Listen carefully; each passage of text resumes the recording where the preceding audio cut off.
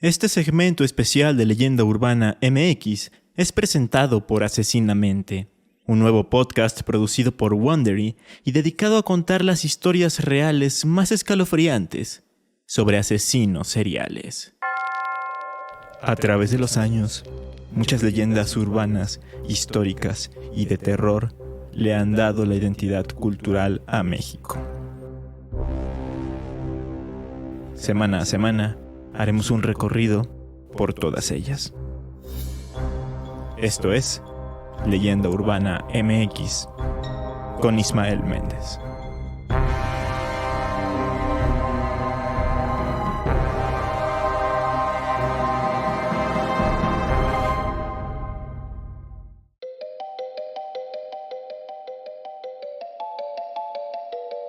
¿Qué tal? Sean bienvenidos a Leyenda Urbana MX. Aprovechando que se estrenó el podcast Asesinamente de Wondery en Amazon Music y todos los servicios de streaming de audio, voy a retomar un tema que les gusta mucho a todos ustedes y que regularmente me piden a través de redes sociales: los asesinos seriales.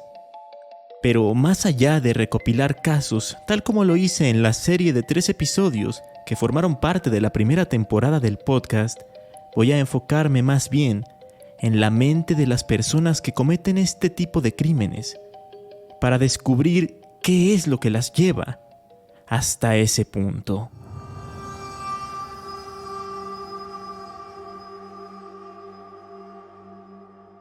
En primera instancia, cabe aclarar que el término serial killer, asesino serial o asesino en serie, se refiere, según el exagente del FBI Robert K. Ressler, a un individuo que asesina a 3 o más personas en un lapso de tiempo mayor a un mes, con un periodo de enfriamiento entre cada asesinato y cuya motivación se basa en la gratificación psicológica que le proporciona cometer dichos crímenes. Esta definición es interesante porque ya nos habla del tema psicológico, y es que son muchos los investigadores que se han visto atraídos por lo que sucede dentro de la cabeza de este tipo de criminales, y a la vez son muchos los estudios que se han hecho sobre ellos. Y aunque no hay un consenso, se han dado a conocer datos muy esclarecedores y se han podido encontrar puntos en común entre muchos de ellos. Por ejemplo, se sabe que las vivencias durante la infancia son determinantes, porque un gran número de asesinos seriales han sufrido humillaciones, violencia y abusos en los primeros años de su vida.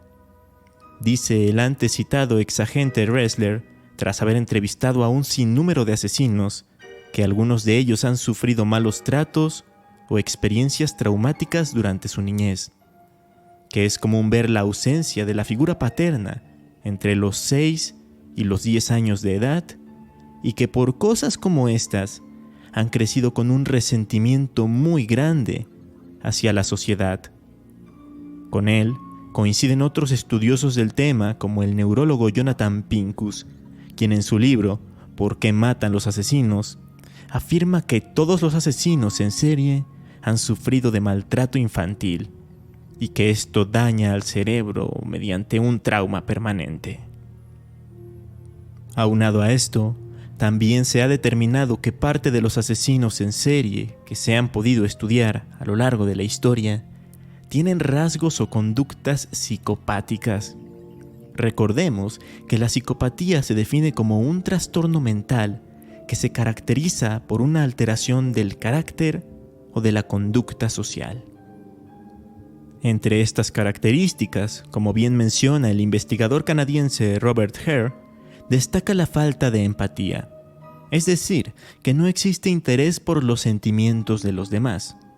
De igual forma, se encuentra la falta de remordimientos o sentimientos de culpa, una personalidad egocéntrica o presuntuosa, y una gran habilidad para mentir y manipular a las personas. Ahora bien, si hablamos del comportamiento, vamos a encontrar que gran parte de los asesinos en serie gustan de utilizar la fuerza física contra sus víctimas. Es por eso que se valen de armas blancas, que estrangulan o que incluso matan a golpes. ¿La razón? El contacto físico los hace sentirse superiores y dominadores ante su víctima. Así que, teniendo en cuenta todo esto de lo que hablamos de forma general en cuanto a la mente de un asesino, vamos a abordar un caso en particular, un caso mexicano, como no podía ser de otra forma, y que en su momento fue muy famoso y causó un gran revuelo en el país. Un caso que por supuesto también formará parte del podcast Asesinamente. El caso de la Mataviejitas.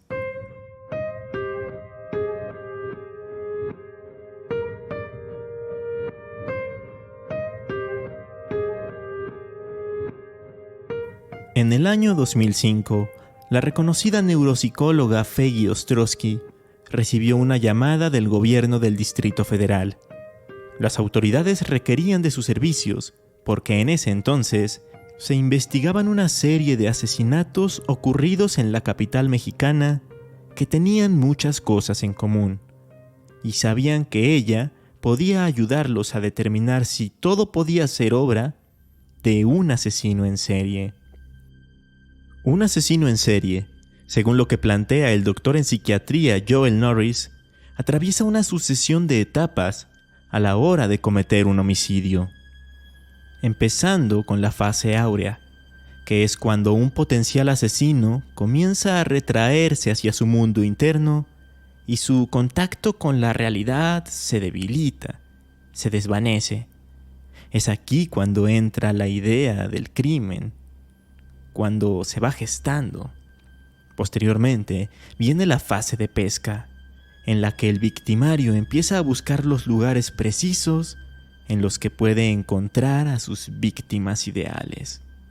Después tenemos la fase de seducción, una de las más importantes, porque en ella el criminal atrae a sus víctimas haciendo uso de toda clase de artimañas para que confíen en él y de esta forma se suban a su coche o incluso lo dejen pasar a su hogar sin poner ningún tipo de resistencia. Ahora viene la fase de captura, en la que el victimario, por decirlo de alguna manera, cierra la trampa y tiene a su merced a su víctima. Inmediatamente después, llega la fase del asesinato, de la que no hay que dar mayores explicaciones. Pero aún hay dos fases más. Una llamada fase fetichista, en la que el asesino hace otras acciones para prolongar su experiencia. Hay quienes roban a sus víctimas. Hay quienes guardan algo asociado a ellas como objetos personales. O en casos extremos, hay quienes se llevan hasta trozos de su cuerpo. Finalmente, llegamos a la fase depresiva, en la que el criminal experimenta una tristeza extrema que únicamente se esfuma con la idea de cometer un nuevo asesinato.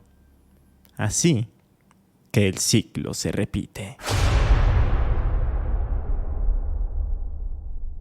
Ostrowski, al analizar el caso, se dio cuenta de que había un patrón muy marcado en los crímenes que se estaban reportando desde el año 2003 aproximadamente en delegaciones como la Cuauhtémoc y la Gustavo Amadero. Todas las víctimas eran mujeres de la tercera edad que vivían solas. Además, la puerta de sus casas nunca estaba forzada, por lo que se intuía que aquellas ancianas dejaban entrar a la persona que posteriormente, y sin imaginárselo, les quitaría la vida. También mencionó, en una entrevista para la BBC, que la policía estaba teniendo muchos problemas para resolver el caso, sobre todo porque se estaba basando en los testimonios de algunos individuos, quienes describían a la Mataviejitas como una persona alta, fuerte, de espalda ancha y corpulenta, pero a la vez afirmaban que era una mujer.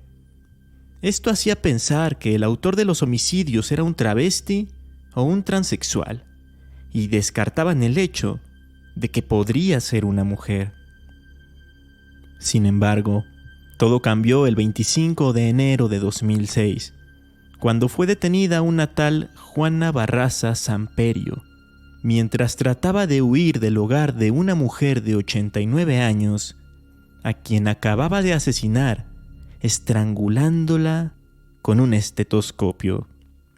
Por fin se había logrado capturar a la mataviejitas. Sorprendentemente para muchos, sí que se trataba de una mujer.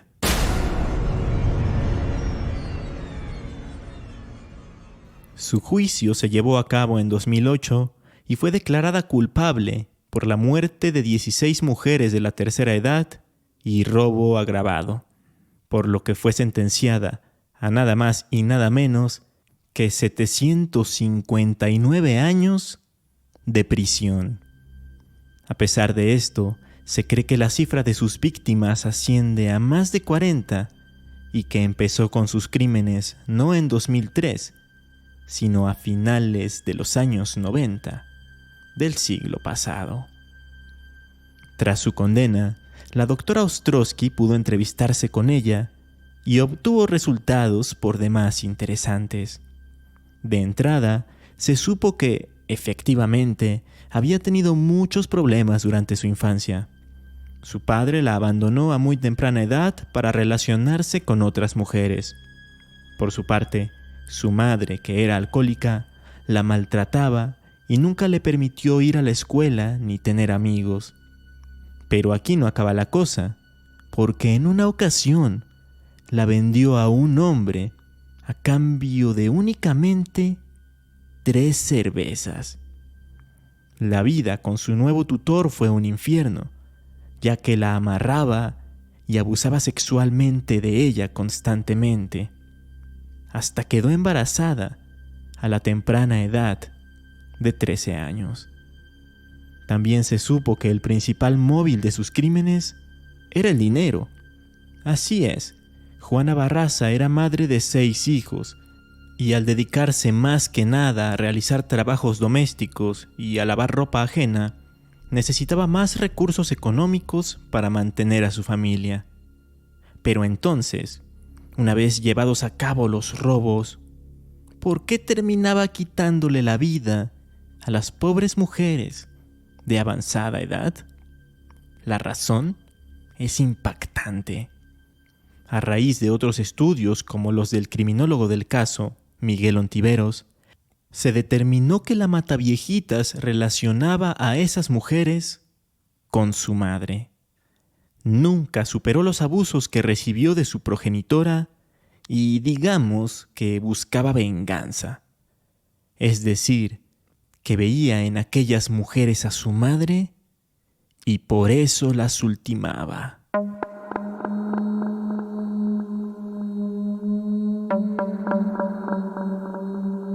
Por cierto, para complementar todo esto, Ricardo Ham, en su libro Asesinos seriales mexicanos, destaca que hay algo a lo que no se le presta la atención que debería a la hora de investigarse a un probable asesino en serie: las personas atacadas.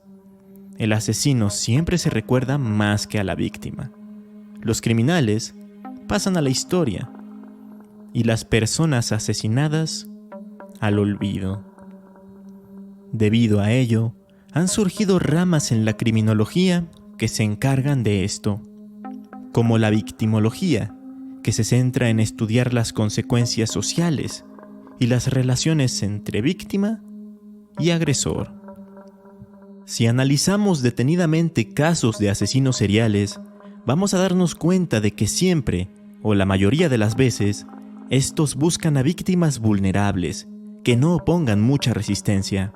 Tal es el caso de individuos con personalidad débil o pertenecientes a grupos sociales vulnerables, como niños, prostitutas, mendigos o, como en este caso, adultos mayores.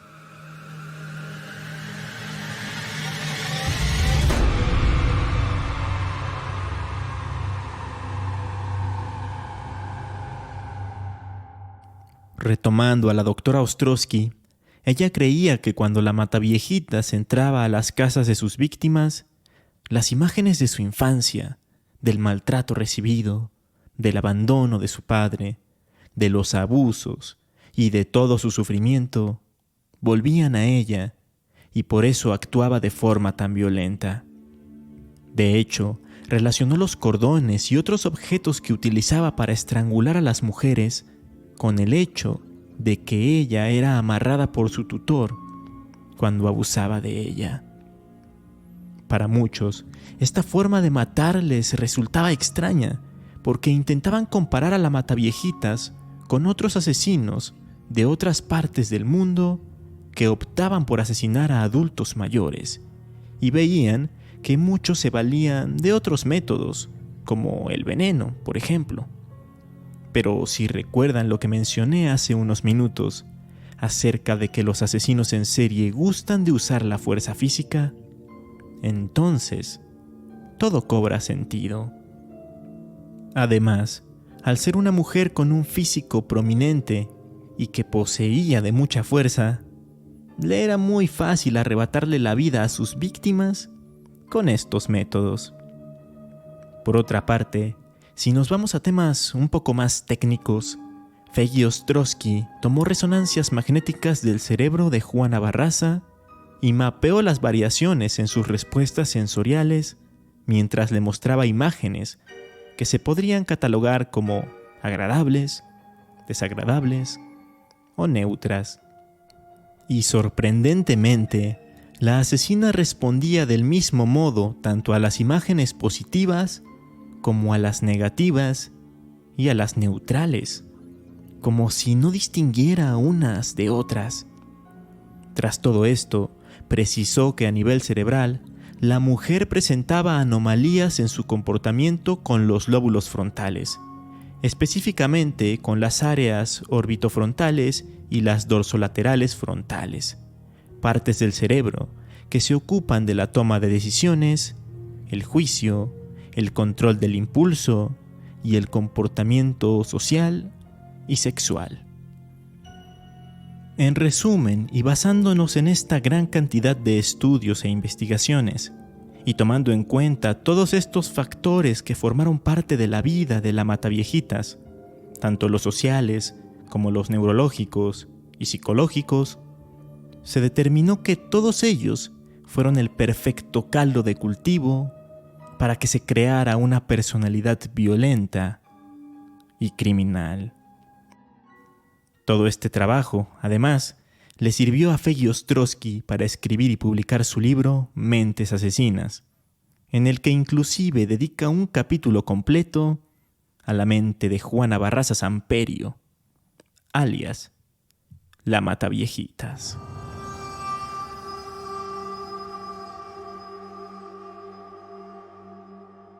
Como podrán darse cuenta, en este episodio yo me enfoqué en el perfil psicológico de la Mataviejitas, pero si se quedaron con ganas de escuchar más acerca de ella, si quieren conocer más sobre su terrible infancia, si quieren saber cuál era su modus operandi, el cómo se llevó a cabo la investigación, el por qué era conocida también como la Dama del Silencio, qué pasó en su juicio y cómo vive ahora dentro de la cárcel, no duden en escuchar Asesinamente, el nuevo podcast de Wondery, conducido por Paola Rojas, en el que semana a semana se adentrarán en los casos de asesinos en serie más importantes de la historia.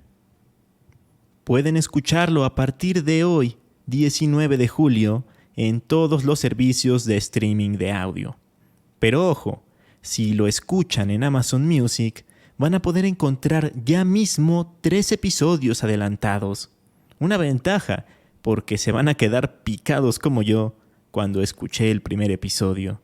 Justamente el que está dedicado a la Mataviejitas.